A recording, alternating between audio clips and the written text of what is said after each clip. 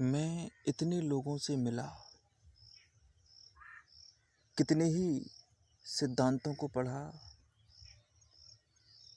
कितनी ही बातों को मैंने ऐसा समझा कि ये सत्य है, ये अंतिम सत्य है। इस तरह का जीवन सर्वोपरि है। कितनी ही बार मैंने कितने ही ढंग के जीवनों को पीछे छोड़ा। कभी समझता था कि इस तरह से होना चाहिए, इस तरह से करना चाहिए और ये सबसे बड़ा जीवन है। ध्यान करते रहना चाहिए, ज्ञान लेते रहना चाहिए। ज्ञान किताबों का नहीं लेना चाहिए, बल्कि प्रत्यक्ष व्यावहारिक ज्ञान लेना चाहिए। रूबरू होना चाहिए, एक होना चाहिए, डूब जाना चाहिए। कितनी ही बातें मैंने कहीं, कितनी ही बार कहीं, कहनी भी चाहिए, कहीं भी, बोली भी, और कितने ही लोगों को कहते हुए देखा। कितने ही शास्त्रों को लिखते, पढ़ते, सुनते लोगों को देखा, खुद को देखा। कितनी कविताएं हुई धरती पर।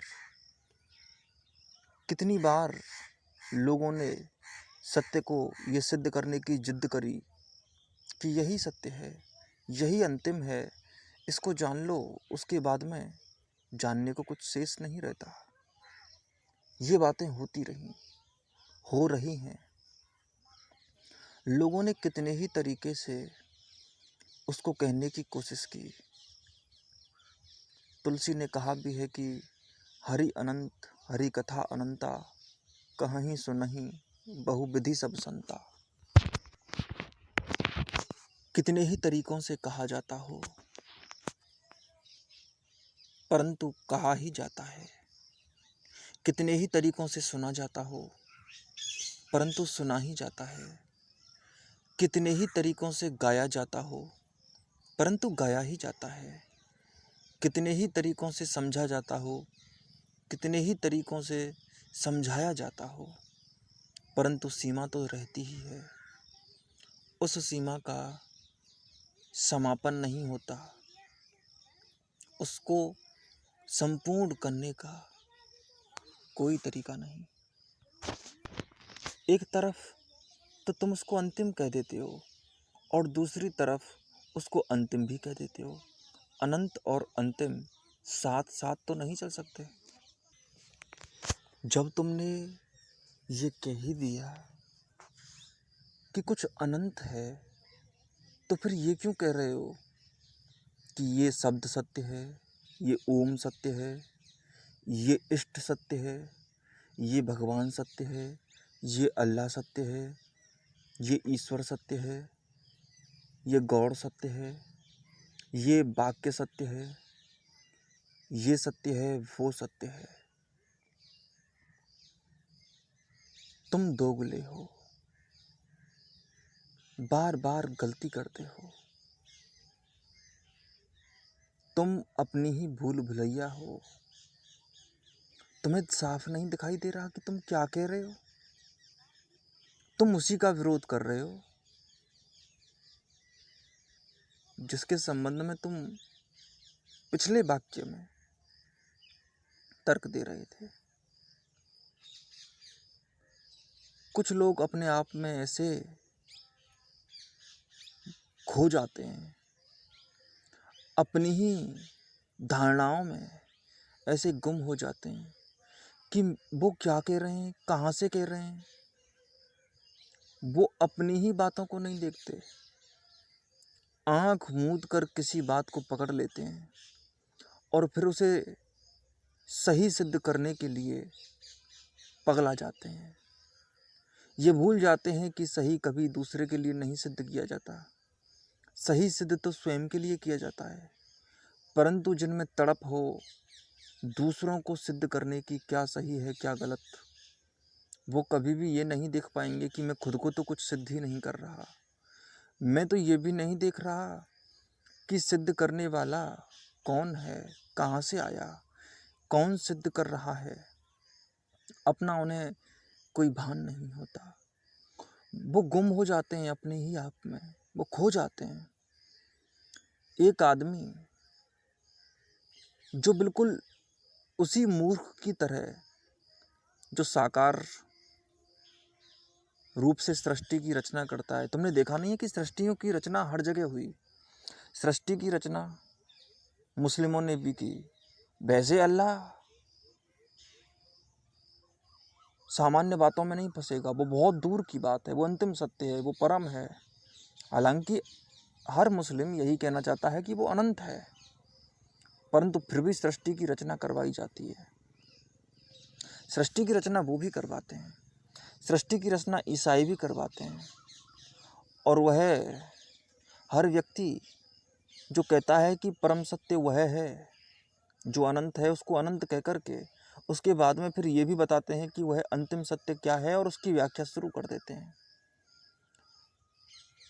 कई गुरुओं को देखा होगा आपने, जो कहे जाते हैं गुरु, लेकिन भूले हैं अपनी ही भूल भुलैया में, और जिन्होंने कितने ही लोगों को बिल्कुल सीमा में बांध दिया, खूंटे दे दिए उनको, उनकी सारी संभावनाओं को बिल्कुल बांध दिया, सांकलें दे दी, जंजीरें दे दी। अब वो आगे नहीं बढ़ पाएंगे, क्योंकि उनकी सीमा सोचने की वहीं समाप्त हो जाती है। जीवन अब वो नहीं जान पाएंगे, क्योंकि जीवन का स्वरूप भी परमात्मा का ही स्वरूप है, वो अनंत है। जीवन भी अनंत है, तो जीवन में जो भी आता है वो नया बन के आता है, उसमें तुम्हारी पुरानी धारणाएं नहीं चल सकती। परंतु जिन्होंने पुरानी धारणाएं ओढ़ ली हैं, किसी भी तरह से, किसी भी व्यक्ति को, वाक्य को, शास्त्र को सही मानकर, अंतिम मानकर, परम मानकर, ज्ञान का अंतिम रहस्य मानकर, वो व्यक्ति कभी आगे नहीं बढ़ पाएंगे। क्योंकि कोई शास्त्र, कोई श्रद्धा भाव से किया गया तुम्हारा विश्वास, कोई तुम्हारा इष्ट जीवन से पूरी तरह से ऐसा तुम्हें जीने का मौका नहीं दे सकता कि वह संपूर्ण कर दे। क्योंकि संपूर्ण तो कुछ होता ही नहीं है, तभी तो ये जीवन है। जीवन नया होके आता है, तो अंतिम कैसे हो सकता है कुछ भी। अनंत कभी ऐसी बातों में बंधता ही नहीं जिसका अंत किया जा सके। और जीवन हर क्षण नया होकर तुम्हारे सारे सिद्धांतों और तुम्हारे सारी धारणाओं को अंत कर देता है। जीवन अनंत है, परंतु उसको किसी एक ढंग से पकड़ लेने पर तुम अपना ही अंत कर लेते हो। खोखली व्याख्याओं से खुद को खोखला करना कहाँ तक उचित है।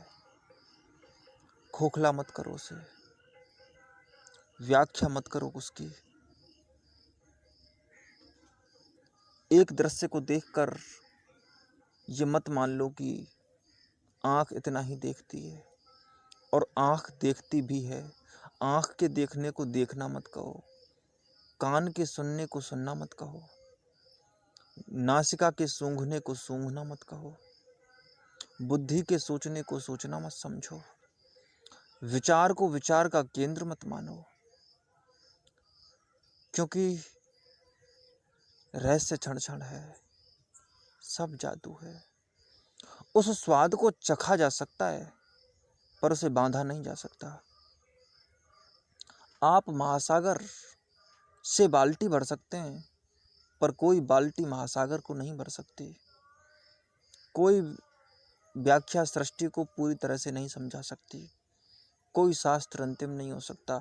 ईमानदार शास्त्र तो वो होते हैं जो ये कहते हैं कि हम शास्त्र नहीं हैं।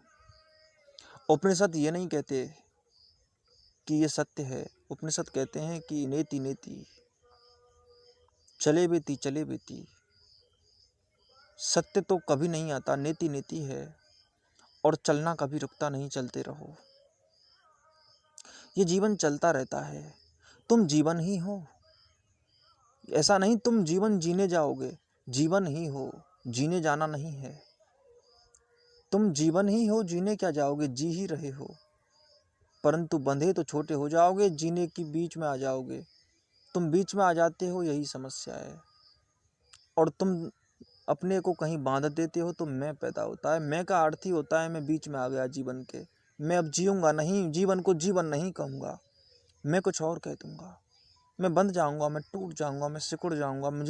मुझे मैंने ही खूंटा दे दिया, मैंने खुद को ही बांध दे दी। चलती हुई जीवन की नदी अनंत चल रही थी, अमृत किल्लोल नदी, निर्वाण उपनिषद कहता है अनंत है, बहती रही है अमृत की नदी। गंगा को तो बहते हुए सबने देखा, परंतु ये जो क्षण क्षण रस रस कर जीवन की परत परत दर बहती हुई धारा है, ये अमृत है। इसके कोई केंद्र नहीं, इसका कोई गंगोत्री नहीं, इसकी कोई सागर में मिलने की सूचना नहीं, परंतु ये अनंत है, यही बह रही है। ये समस्त नदियों की नदी है, समस्त केंद्रों का केंद्र, परंतु उसे केंद्र नहीं कहा जा सकता, क्योंकि व्याख्याएं बेचारी बहुत छोटी हैं। इसलिए बस चुप रहो, चखते रहो, खाते पीते रहो उसको। ये मत कहो कि ये खाया, उसका स्वाद तुमने अपने अनुसार ढाल जरूर लिया है, पर क्या है कोई जानता नहीं। मीठा है, तीखा है, कड़वा है, फीका है, खट्टा है, नहीं पता, नहीं पता।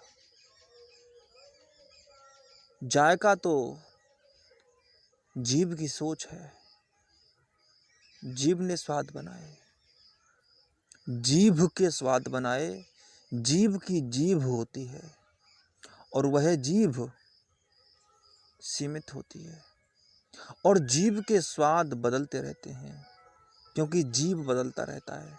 तुम्हें पता है, जब किसी व्यक्ति को सांप डस लेता है तो उसे कड़वा नहीं लगता कुछ भी, कम से कम वो कड़वा नहीं लगता जितना कड़वा जहर है सांप का। तुम्हारे शरीर में जहर फैल जाता है तो तुम्हारी जीभ भी जहरीली हो जाती है, और जितना बड़ा सांप का जहर है, अगर उससे छोटा कोई भी जहर है, वो तुम्हें जहर नहीं लगेगा। नीम की पत्तियां भी मीठी लगती हैं सांप के डस जाने पर, अगर उन्हें खाया जाए तो, परंतु अगर उससे भी जहरीला कुछ हो, जो तुम जहर खा चुके हो या तुम्हारे शरीर में जो जहर जा चुका है उससे जहरीला कुछ हो, तो वह जहरीला तुम्हें थोड़ा कड़वा लगेगा, क्योंकि वो ज़्यादा जहरीला है। इसलिए तुम किसकी रिलेटिविटी में, किसकी सापेक्षता में आ गए, ये बात बड़ी मायने रखती है। अभी तुम जहर की सापेक्षता में हो तो तुम्हारे लिए वे सारे स्वाद बदल जाएंगे जो तुम सांप के डसने से पहले थे। इसलिए जीभ बदल गया तो जीभ भी बदल गई। तुम्हारी जीभ बदल जाती है, तुम्हारी आँख बदल जाती है, तुम्हारे कान बदल जाते हैं, तुम्हारा सब कुछ बदल जाता है। बदलाव के छोटे से अंश से अवस्था बदली कि तुम पूरे बदल गए। तो किसको कहोगे कि ये सच है, किसको कहोगे कि यही स्वाद ऐसा है? ऐसा वैसा स्वाद कुछ नहीं होता, तुम्हारी अवस्था की बात है। बच्चों को मीठा पसंद होता है, बड़े होने पर मीठा कोई खास पसंद करता नहीं। फिर कभी कड़वा, कभी तीखा, कभी खट्टा, क्या क्या स्वाद हैं आदमी के, और स्वाद में डूबने पर वही स्वाद खत्म हो जाता है जिस स्वाद में आदमी डूब जाता है। कितना कहोगे कि ये स्वाद अच्छा है, कितना कहोगे कि ये स्वाद बुरा है, कब तक कहते रहोगे? कितने ही स्वादों को अंतिम मानोगे, कितने स्वादों को बुरा कहोगे, कितने स्वादों को अच्छा कहोगे?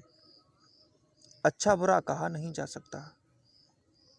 इसलिए जीवन को कभी व्याख्या मत करो, चखो, पियो, जियो, डूबो, नाचो, गाओ, करो सब पर करो कुछ नहीं, जियो सब पर जियो कुछ नहीं, खाओ सब पर खाओ कुछ नहीं। कहो मत कि ये खाया, क्योंकि मैं जब कह रहा हूँ कि खाओ सब कुछ पर खाओ कुछ नहीं, तो इसमें दो अर्थ हैं। खाओ सब कुछ और खाओ कुछ नहीं, कैसे हो सकता है ऐसा? ऐसे हो सकता है कि एक तो तुम्हारी सीमा खाती है और एक तुम्हारा असीम खाता है। तो असीम कहता है कि खाओ सब कुछ, और सीमा में रहकर तुम्हें पता चल जाता है कि तुमने क्या खाया। मैं ये कह रहा हूँ कि सीमा में रहकर तुम व्याख्या करते हो, असीम रहोगे तो व्याख्या नहीं करोगे। इसलिए तुम्हारे भीतर असीम छिपा हुआ है, व्याख्या मत करो। खाओ सब कुछ पर खाओ कुछ नहीं। खाओ कुछ नहीं का अर्थ है कि तुम्हें ये पता ना चले कि तुमने क्या खाया, उसकी ज़्यादा व्याख्या मत करो। हाँ, वातावरण में रहते हो एक में, वहाँ पर कुछ शब्द बोले जाते हैं, कुछ बातें कही जाती हैं, उनको बस ऐसे उपयोग कर लो जैसे कपड़े को उपयोग करते हो। शब्दों का उपयोग करना है, भाषा का उपयोग करना है, माध्यम है, साधन है लोगों से बात करने के, बस उससे ज़्यादा उसका उपयोग मत करो। तुम रहो, असीम रहो। तुम्हारे अपने वास्तविक स्वभाव को छोड़ो मत, उसे छोड़ोगे तो समस्या हो जाएगी। यहाँ लोग ये तो जानते हैं कि गुरुत्वाकर्षण है, पर उसका गुरुत्वाकर्षण क्या है वो कोई नहीं जानता। यहाँ लोग ये तो जानते हैं कि सोडियम है, मैग्नीशियम है, एल्यूमिनियम है, तत्व हैं, धातुएं हैं।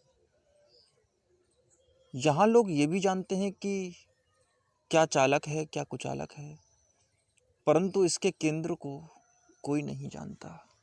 सारे खेल के पीछे क्या छिपा है? सारी विज्ञान के नियम व्याख्या भौतिक की करते हैं, रसायन की करते हैं, परंतु भौतिक ही है। वातावरण को जानती है भौतिक विज्ञान। भौतिकी उसको कहते हैं जो सामान्यतः हमारे आसपास के नियम हैं प्रकृति के, परंतु ये ऐसे ही चलते हैं, इसका कोई निश्चित नहीं है। ये अंतिम नहीं है, ये ऊपरी है। जैसे हम भाषा बोलते हैं तो हम जानते हैं कि हम भाषा बोल रहे हैं और इस तरह से बोल रहे हैं, वैसे ही ये सिद्धांत भी ऊपर ऊपर ही बोलते हैं, उसके भीतर कुछ और छिपा हुआ है। वहाँ सब जादू है, उसको जाना नहीं जा सकता। जानने की तो सीमा है, तो जितना जाना गया है उसकी भी सीमा है, और आगे जानते भी रहेंगे तो सीमा टूटती भी रहेगी, और सारी सीमाएं टूटती भी रही हैं। ऐसा नहीं है कि टूटी नहीं है। अगर अनार में वो रोशनी नहीं बढ़ता तो खाकसार दमे आग ही नहीं बढ़ता। ये भूख प्यास बहरहाल मिट ही जाती है, मगर है चीज़ ऐसी कि जी नहीं बढ़ता। क्या चीज़ है वो? तुम इतना खाते हो, इतना पीते हो, तुम्हारी भूख मिटती है, तुम्हारी प्यास मिटती है, पर वो नहीं मिटता जिससे भूख और प्यास बनी और जिससे भोजन और पानी बना। भूख प्यास भोजन पानी ऊपर के नाच हैं। भूख लगती है तो भोजन करते हो, प्यास लगती है तो पानी पीते हो। स्वादिष्ट भोजन से रस आता है जीभ को, कान सुनते हैं, आँख देखती है। ये सारे तो ऊपर ऊपर के नाच हैं। इनकी व्याख्या भी कर देते हो तुम, पर उतनी ही जितनी तुम्हारी सीमा है, उससे ज़्यादा तुम्हारी व्याख्या जाती भी नहीं है। पर कुछ है कि जब भर जाए सब फिर भी जी नहीं बढ़ता। कुछ है कि पालें सब फिर भी कुछ खालीपन रह जाता है। कुछ है कि कह दें जिसे अंतिम, पर वो अंतिम नहीं होता। कुछ है आगे, आगे हमेशा कुछ रहता है, क्योंकि जीवन अंतिम नहीं कुछ रखता, आगे बढ़ता चला जाता है, चलता रहता है। आप किसको कहोगे अंतिम? तू अपने आप में माना कि एक दरिया है, मेरा वजूद भी कूजा सही नहीं बढ़ता अब। ये लेन देन की अपनी हदें भी होती हैं कि पेट बढ़ता है, झोली कोई नहीं बढ़ता। कोई नहीं बढ़ता। तुम्हारी झोली कब भरेगी? तुम कब नाचोगे? नाच सकते हो, रस पी सकते हो। हाँ, इतना कहा जा सकता है कि जो उसका रस पीता है वो कोई उसको सता नहीं सकता, पर वो पूरा है कि अधूरा है वो इस बात को नहीं जानता। कोई जो उस रस में डूब गया, वो उसको, मैंने कहा कि पिया जा सकता है, उसको पी के नाचा जा सकता है, उसको जान के देखा जा सकता है, समझा जा सकता है थोड़ा बहुत, और उसको समझते हैं कि जानते हैं हम। और जब हम कहते हैं कि जाना जा सकता है तो हम इस तरह ही कहते हैं कि कुछ जाना जा सकता है और दूसरे ही क्षण अनजान बना जा सकता है। जैसे उसको चखना एक मस्ती है, वैसे ही उसको जानना भी एक मस्ती है, पर उस मस्ती में फंसना मत। ना सिर्फ उसको चखना है, ना सिर्फ उसको खाना है, ना सिर्फ उसको पीना है, एक चीज़ में तो फंसना ही मत। उसका सारा ही नृत्य, देखना सुनना खाना पीना आना जाना मरना जीना जन्म मृत्यु व्याधि काल ऊंच नीच ऊपर नीचे सब कुछ जो भी हो रहा है वही है। व्याख्या नहीं है पर उसकी है वही सब। फंसना मत एक में, जाना सब में, क्योंकि उसमें जाने के लिए सब में ही जाना पड़ता है, और जब उसमें नहीं गए तो सब में जाकर भी किसी में नहीं जाओगे। ये लेन देन की तो अपनी हदें होती हैं कि पेट तो भरता है, झोली कोई भी नहीं भरता। हमारा कोई भी नैमुल बदल नहीं होगा, हमारा कोई भी नैमुल बदल नहीं होगा, हमारी खाली जगह कोई भी नहीं बढ़ता। माफ़ करना ये खाका कहाँ उभरता है, अगर ये दस्ते हुनर रंग ही नहीं बढ़ता। कहाँ है खैर कहाँ हार जीत का खदशा, कि जिस्म की जान की बाजी से जी नहीं बढ़ता। जीवन में रुकाव बाधा है, व्याख्या समस्या है, टूटन है बिखरन है, तुलाब है सीमा है, जंजीरें हैं, रुकाव अच्छा नहीं है। इसलिए डूब जाओ, चुप हो जाओ, शांत हो जाओ, पढ़ो पर पढ़ो मत, पढ़ो सीखो जानो समझो, उसके साथ खेलो, पर मत समझना कि अंतिम है ये। खाओ पर मत समझना ये अंतिम स्वाद है। सारे स्वाद उसके हैं पर सीमा नहीं है। जी सकते हो तो जियो, कितना जियोगे तुम, पी सकते हो तो पियो, कितना पियोगे तुम। आओ अंगना में नाचो गाओ खेलो कूदो, पर उसमें डूब जाना, खो जाना। व्याख्या खोने से रोकती है, मस्ती में डूबने से रोकती है। छोटे बंधन खा जाते हैं, रोक लेते हैं। आधा अधूरा जानने से आदमी जानने से खुद को रोक लेता है। क्या ज्ञान वो जो हो गया, क्या ध्यान वो जो हो गया, जो सद गया। डूबो मत छोटी चीजों में, डूबो वहां कि डुबन मजा दे मस्ती दे। वो एक अंदाज है ऐसा जहां पर डुबन ही डुबन है, पर वहां पर आप उसकी व्याख्या नहीं कर सकोगे। व्याख्या करने से डूबना छोटा हो जाता है, और मस्ती तो तब पैदा होती है जब कुछ ऐसा हो जिसमें जोखिम हो, और जोखिम तो अनिश्चित होती है, और अनिश्चितता में ही जोखिम होती है। और तुम्हारी निश्चितता हो तो जोखिम मर जाती है, और जोखिम मरते ही जीवन छोटा हो जाता है। ऐसे में जाओ जहां कुछ अता पता नहीं कि क्या होगा, मजा होगा, आनंद होगा, लेकिन गहरा होगा। गहरे में डूबने से डरो मत, कूद जाओ राम का नाम लेकर, बस जियो, ऊपर ऊपर मत रहो।